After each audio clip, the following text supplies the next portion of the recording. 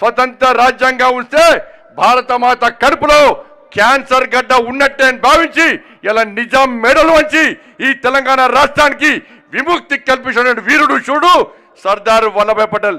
తెలంగాణ సమాజం ఆలోచించాలి. ఆ రోజు తెలంగాణకు సర్దార్ పటేల్ విముక్తి కల్పించకుంటే ఇవాళ మన స్వతంత్ర రాజ్యాంగాన ఉంటే ముస్లిం రాజ్యాంగాన ఉంటే ఇవాళ పాకిస్తాన్లో కలిస్తే ఇవాళ మనది మరో పాకిస్తాన్, మరో బంగ్లాదేశ్, మరో శ్రీలంక లెక్క ఆకలి చావులతో అల్లకల్లోలమయ్యే పరిస్థితిని ఒక్కసారి తెలంగాణ సమాజం గుర్తించాలి. అందుకే సర్దార్ వల్లభాయ్ పటేల్ యొక్క ఈ త్యాగాన్ని గుర్తించి వారి యొక్క వీరత్వాన్ని గుర్తించి వారి ధైర్య సాహసాన్ని గుర్తించి ఈ తెలంగాణ రాష్ట్రంలో సర్దార్ పటేల్ యొక్క చరిత్రను తెలంగాణ సమాజానికి చూపెట్టడానికే ఇలా కేంద్రంలోని నరేంద్ర మోడీ గారి ప్రభుత్వం ముందుకు వస్తున్న విషయాన్ని మనం గుర్తుంచుకోవాల్సిన అవసరం ఉంది. ఇవాళ నరేంద్ర మోడీ గారి యొక్క ఆదేశాల మేరకు అభినవ సర్దార్ పటేల్ కేంద్ర హోంశాఖ మంత్రులు శ్రీ అమిత్ షా గారు ఈ తెలంగాణ రాష్ట్ర పోరాట చరిత్రను తెరమరుగు కావద్దు, భావితరాలకు స్ఫూర్తిదాయకంగా ఉండాలి, ఇది వీరోచిత పోరాట చరిత్ర అని భావించి ఇవాళ తెలంగాణ విమోచన దినోత్సవాన్ని ఈ తెలంగాణ రాష్ట్ర పాలకులు అధికారికంగా నిర్వహించకపోయినా కూడా ఇవాళ అమిత్ షా గారి నేతృత్వంలో ఇవాళ తెలంగాణ రాష్ట్రంలో ఇవాళ తెలంగాణ విమోచన దినోత్సవాన్ని కేంద్ర ప్రభుత్వం అధికారికంగా నిర్వహించడానికి గెజిట్ను ప్రకటించి ఇవాళ కేంద్రంలో భారతీయ జనతా పార్టీ ప్రభుత్వం ఏర్పడిన తర్వాత ఈ తెలంగాణ విమోచన దినోత్సవాన్ని అధికారికంగా జరుపుతున్న విషయాన్ని మనం గుర్తుంచుకోవాలి. తెలంగాణ సమాజం గుర్తుంచుకోవాలి. తెలంగాణ విమోచన దినోత్సవం అంటే ఈ తెలంగాణ విమోచన నిర్వహించుకునే అర్హత కేవలం భారతీయ జనతా పార్టీకి మాత్రమే ఉందన్న విషయాన్ని గుర్తుంచుకోవాలి.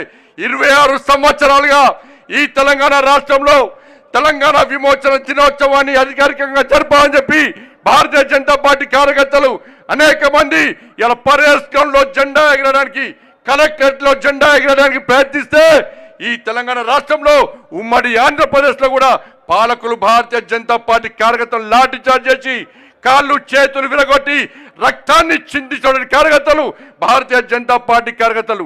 ఆనాడు మహారాష్ట్ర గవర్నర్ విద్యాసాగర్ గారు, బీజేపీ నేత విద్యాసాగర్ గారు తెలంగాణ విమోచన దినోత్సవాన్ని పాలకులు అధికారికంగా జరపాలని చెప్పి డిమాండ్ చేసినప్పుడు కూడా ఆనాటి పాలకులు కానీ నేటి పాలకులు కానీ తెలంగాణ విమోచన దినోత్సవాన్ని అధికారికంగా జరపబోవడం ఎంత మూర్ఖత్వం ఆలోచించండి.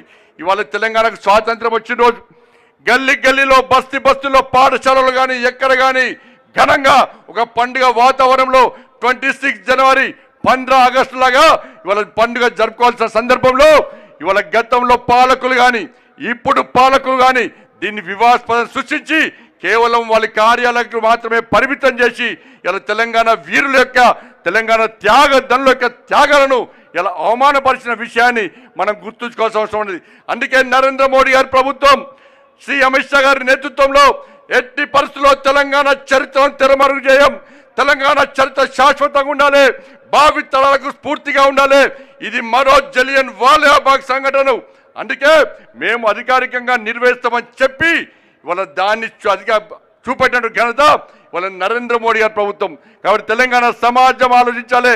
ఈ పాలకులకు కుట్రలను, ఈ పాలకులకు కుతంత్రాలను తెలంగాణ సమాజం ఆలోచించాలి. పాలకులు సమాధానం చెప్పాలి. తెలంగాణ విమోచన దినోత్సవాన్ని అధికారికంగా జరపడంలో మీకు ఉన్న ఇబ్బందులని ఓట్ బ్యాంక్ పాలిటిక్స్, ఒక వర్గం కోసం ఈ రోజు తెలంగాణ విమోచన దినోత్సవాన్ని వివాదాస్పదంగా చేస్తున్న విషయాన్ని తెలంగాణ సమాజం ఆలోచించాలి. అందుకే ఈరోజు భారతీయ జనతా పార్టీ ప్రభుత్వం, నరేంద్ర మోడీ గారి ప్రభుత్వం ఈ తెలంగాణ విమోచన దినోత్సవాన్ని అధికారికంగా జరుపుతున్న సందర్భంలో తెలంగాణ రాష్ట్ర ప్రజల తరపున శ్రీ నరేంద్ర మోడీ గారికి, శ్రీ అమిత్ షా గారికి హృదయపూర్వక కృతజ్ఞతలు తెలియజేస్తూ తప్పకుండా ఈ తెలంగాణ రాష్ట్రంలో భారతీయ జనతా పార్టీ అధికారంలోకి వచ్చిన వెంటనే గల్లీలో బస్తీలో వాడలో తెలంగాణ విమోచన దినోత్సవాన్ని 15 ఆగస్టు 26 జనవరి లాగా నిర్వహించడానికి సిద్ధంగా ఉందని ఈ సందర్భంగా తెలియజేస్తూ మీ అందరికీ తెలంగాణ విమోచన దినోత్సవ శుభాకాంక్షలు తెలియజేస్తూ, మరోవైపు విశ్వకర్మ జయంతి ఇవాళ బ్రహ్మ యొక్క సనాతన మహాపురుషుడి యొక్క మానసపుత్రుడు, దాంతోపాటు దేవతల యొక్క భవనాలను రాజధానులను సృష్టించినటువంటి మహనీయుడు, మహాపురుషుడు, ద్వారకా నగరాన్ని సృష్టించినటువంటి వీరుడు, మహాపురుషుడు. ఇవాళ ఇంజనీర్స్, కర్షకులు, కార్మికులే కాకుండా ప్రతి హిందువు ఒక ఘనమైన పండుగగా భావించేటువంటి విశ్వకర్మ జయంతి.